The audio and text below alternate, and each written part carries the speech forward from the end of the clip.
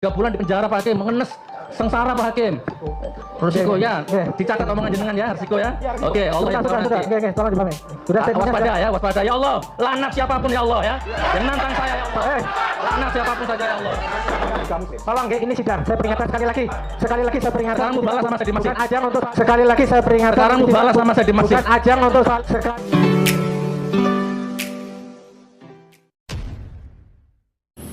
Assalamualaikum warahmatullahi wabarakatuh. Kembali berjumpa dengan saya di channel Gagasan Progresif 79. Sahabat sepansa dan setanah di mana saja Anda berada.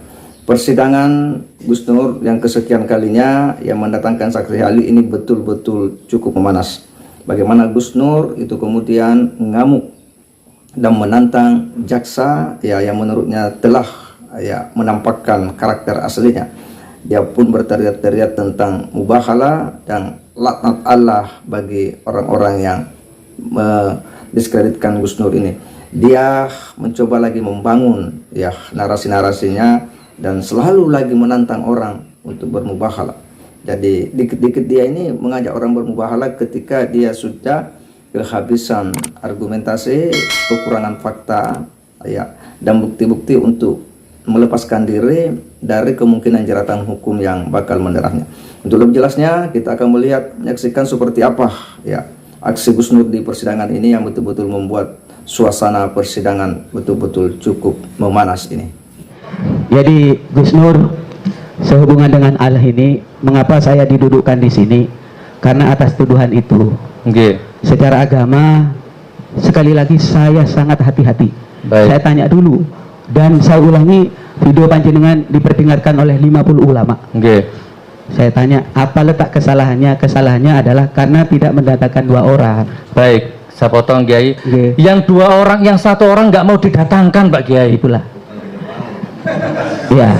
Kita siap Pak Kiai, kita siap ketemu Pak Kiai. Baik. Saya cuma mendengarkan saja. Saya tidak bisa menjawab, bukan kapasitas saya. Oh, baik. Oke. Jadi itu logikanya, Kiai. Lanjut pertanyaan lainnya. Baik. Jadi gini Pak Kiai, bagaimana Pak Kiai bisa menganggap mubahalah yang saya lakukan ini urusan duniawi? Pripun itu Pak Kiai? Saya mohon pencerahan. Oh enggak. Dalam masalah ini dihindari saja. Tetapi karena sudah terlaksana. Dalam masalah ini saya tidak menitik beratkan kepada persoalan duniawi karena itu tentatif relatif ya. Menurut panjenengan ini besar, ini urusan serius. Betul, bukan duniawi Pak Kiai. Bukan duniawi kata panjenengan. Tapi ada juga mengatakan ini kan bisa saja dibuktikan di pengadilan mana yang hasilin menduta. Ya. Baik, itu saja cukup. Jadi perlu saya jelaskan Pak Hakim, ini yang saya lakukan ini semata-mata bukan duniawi Pak Kiai, tapi menyangkut hajat 270 juta rakyat. Bukan duniawi. Kalau duniawi Pak Kiai semua orang tahu berapa orang yang hakim keberatan. Saya tidak termasuk yang 270 juta. Oke. Enggak apa-apa. Sebentar. Tapi kalau masih detik ini ada yang maksa menuduh sama menodai agama, monggo biar sah 2 pihak, monggo siapa berani mubahalah dengan saya, siapa saja. Pak Kiai boleh, jaksa boleh, siapapun, saya tidak menodai agama. Ini mohon dipahami, ini sidang bukan ajang untuk di luar pengadilan, monggo. Itu di luar, nanti silakan di luar mau saling bersumpah silakan. Ini persidangan tidak mengizinkan untuk bermubahalah di sini. Katanya selalu di depan pengadilan Pak Hakim ya. Jadi Kadi tadi dibilang Pak Yai Kadi ya. Di depan hakim. Makanya lebih baik sekarang di depan hakim, monggo. Siapa yang berani mubahalah sama saya? Saya tidak menodai agama. Tolong dipahami, ini ruang sidang bukan untuk ruang bersumpah ya. Saya Pak Hakim, saya udah 3 bulan di penjara Pak Hakim, mengenes sengsara Pak Hakim. Resiko ya, dicatat omongan jenengan ya, resiko ya. Oke, Allah yang tahu nanti. Tolong dipahami. Waspada ya Allah. Laknat siapapun ya Allah ya. Yang nantang saya ya Allah.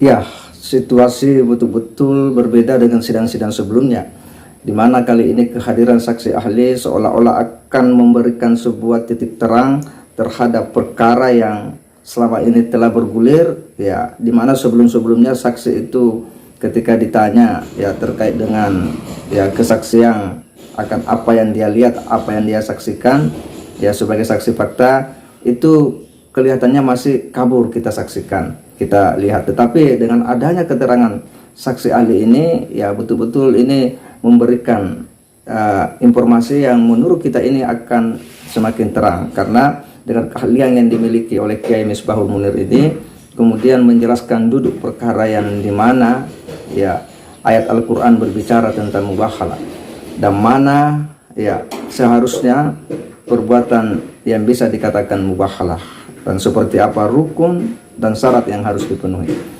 Dan situasi ini kemudian membuat ya Sugi Nur itu betul-betul geram dan kemudian menantang jaksa dan mengatakan bahwa sudah mengetahui karakter asli daripada jaksa ini dan berteriak untuk kemudian menantang dia mubahalah.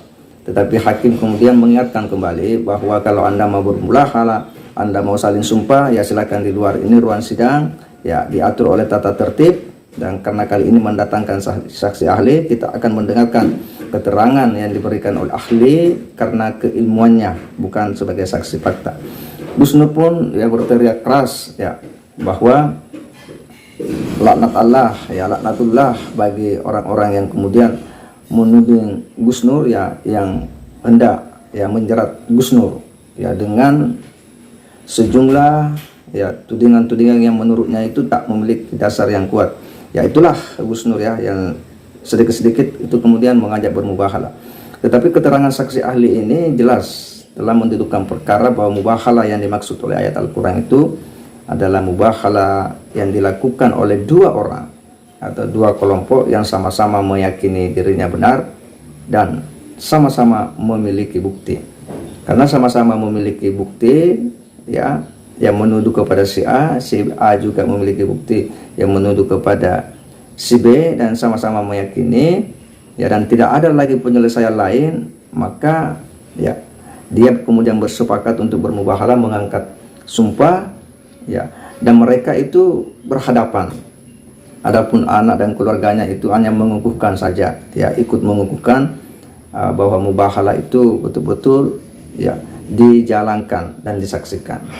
Dan ya laknat Allah itu bagi siapa saja di antara mereka yang berdusta atau berbohong ya dari ya kesaksian yang diberikan.